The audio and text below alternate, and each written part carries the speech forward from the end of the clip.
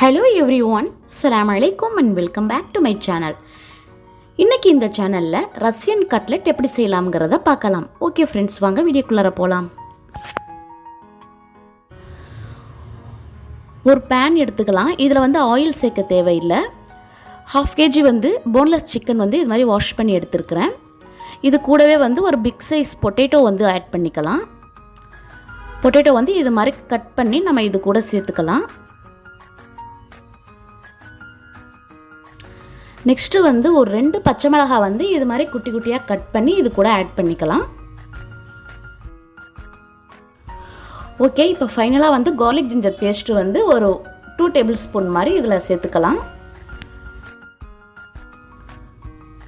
தேவையான அளவு salt நம்ம இதல ஆட் பண்ணிக்கலாம்.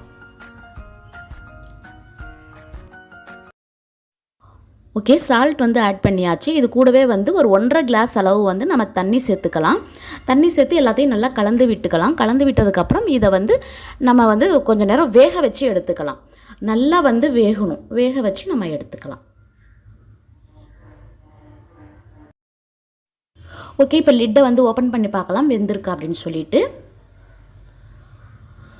ஓகே, ரொம்ப சூப்பராவே நல்லா பாயில் ஆயிருக்கு. சிக்கன்லாம் நல்லா பாயில் ஆயிருக்கு.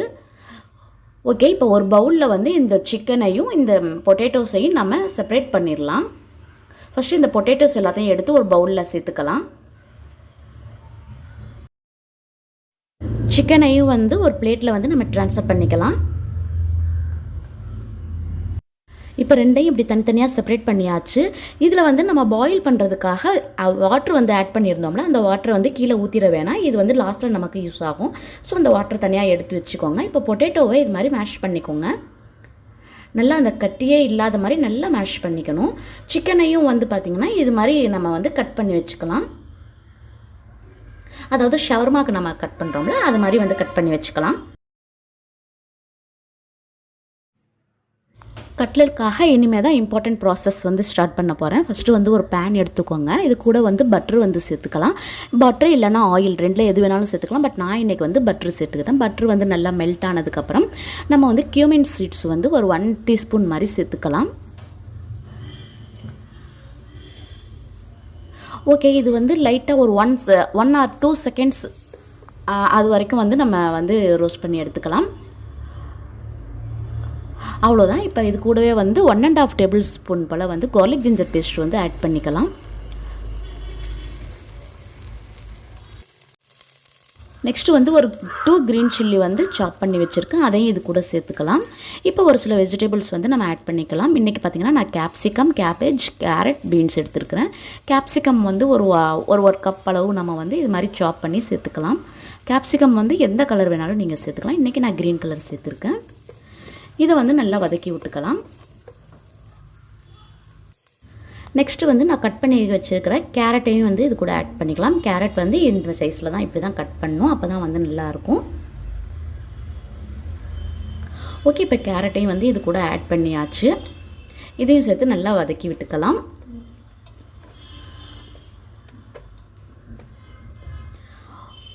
ஓகே, இப்போ பாத்தீங்கன்னா நம்ம கட் பண்ணி வச்சிருக்கிற பீன்ஸ் சேர்த்துக்கலாம். பீன்ஸையும் சேர்த்து நல்லா ஒரு வதக்கி விட்டுறலாம். ஃபைனலா நம்ம கேபேஜ் இது கூட ஆட் பண்ணிக்கலாம். இப்போ இந்த வெஜிடபிள்ஸ்லாம் அந்த பச்சை வாசம் போற அளவுக்கு நம்ம வதக்கிக்கணும். வதக்குனதுக்கு அப்புறம் இது கூடவே ஒரு 1 கப் மாதிரி நம்ம மைதா ஆட் பண்ணிக்கலாம். இப்போ இது எல்லாத்தையும் நல்லா இது மாதிரி கலந்து விட்டுக்கலாம்.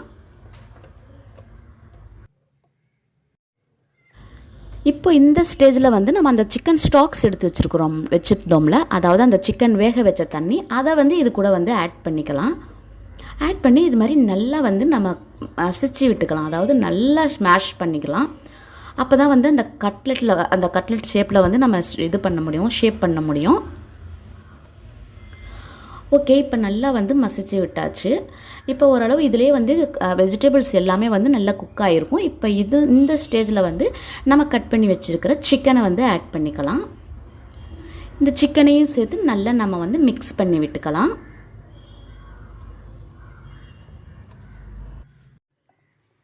ஓகே, இப்போ ஃபைனலாக வந்து நம்ம மேஷ் பண்ணி வச்சுருந்த பொட்டேட்டோஸும் இது கூட வந்து ஆட் பண்ணிக்கலாம். ஆட் பண்ணிவிட்டு நல்லா வந்து மிக்ஸ் பண்ணி விட்டுக்கலாம்.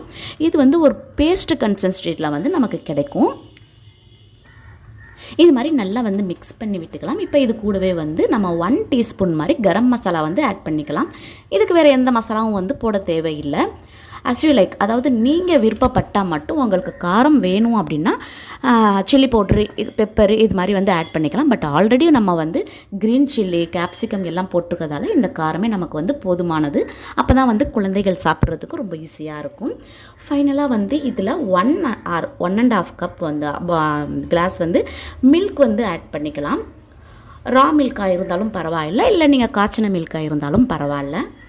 இதை வந்து இது கூட ஆட் பண்ணால் தான் நமக்கு வந்து அந்த பேஸ்ட் பதத்தில் வந்து நமக்கு கிடைக்கும். அவ்வளோதான். ஃபைனலாக வந்து இந்த அவுட்புட் இப்படி தான் இருந்துச்சு.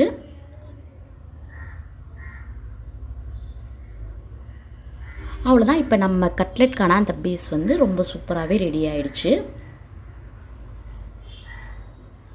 இப்போ இதை வந்து நல்லா நம்ம ஆற வச்சு எடுத்துக்கலாம்.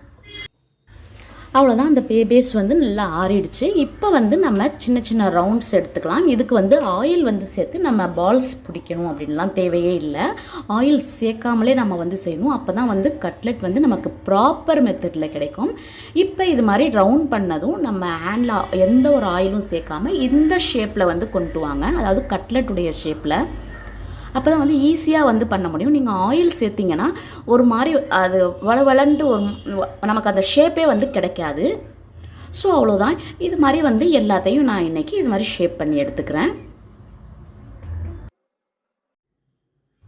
இப்போ நம்மளுடைய கட்லெட் எல்லாத்தையும் வந்து இது மாதிரி ஷேப் பண்ணி எடுத்தாச்சு. நெக்ஸ்ட்டு வந்து இதுக்கு கோட்டிங் கொடுக்கறதுக்காக ஒரு சில இன்க்ரீடியன்ட் வந்து ஆட் பண்ணணும். அது வந்து என்னென்னு பார்த்தீங்கன்னா, இது மாதிரி வெர்மிசெல்லி இருக்குல்ல, அதாவது கோதுமை சேமியா, அதை வந்து ஒரு நெய் போட்டு நல்லா ரோஸ்ட் பண்ணி எடுத்துக்கணும்.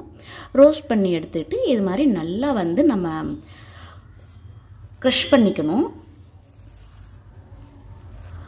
ஓகே, நெக்ஸ்ட்டு வந்து ஒரு 2 முட்டை போல் இதில் வந்து ஆட் பண்ணிக்கோங்க. 2 முட்டையை உடச்சி ஊற்றி கொஞ்சம் லைட்டாக வந்து சால்ட்டு போட்டு நல்லா பீட் பண்ணி எடுத்துக்கலாம். இது ரெண்டுமே தனியாக வச்சுக்கலாம்.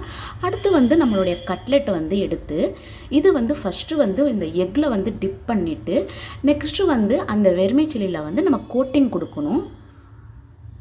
அப்போ தான் வந்து கட்லெட் வந்து ரொம்ப கிறிஸ்பியாக நல்லா இருக்கும். இது மாதிரி ஃபுல்லாக வந்து கோட்டிங் கொடுத்துக்கோங்க. இதுக்கு வந்து வெர்மிசெல்லி வந்து நல்லா ரோஸ்ட் பண்ணி நம்ம நல்லா க்ரஷ் பண்ணி வச்சுருந்தா மட்டும்தான் அந்த இது வெர்மிசெல்லிலாம் அந்த கட்லெட்டை வந்து ஒட்டும். இல்லைனா வந்து ஒட்டவே ஒட்டாது. நம்ம ஃப்ரை பண்ணுறப்ப தனியாக அப்படியே தனியாக வந்துடும். அந்த வெர்மிசெல்லி எல்லாமே வந்து தனித்தனியாக ஆகிடும். ஸோ அதனால் நல்லா க்ரஷ் பண்ணி எடுத்துக்கோங்க. இப்போ இது எல்லாத்தையும் இது மாதிரி வந்து கோட் பண்ணி வச்சிடலாம். நம்ம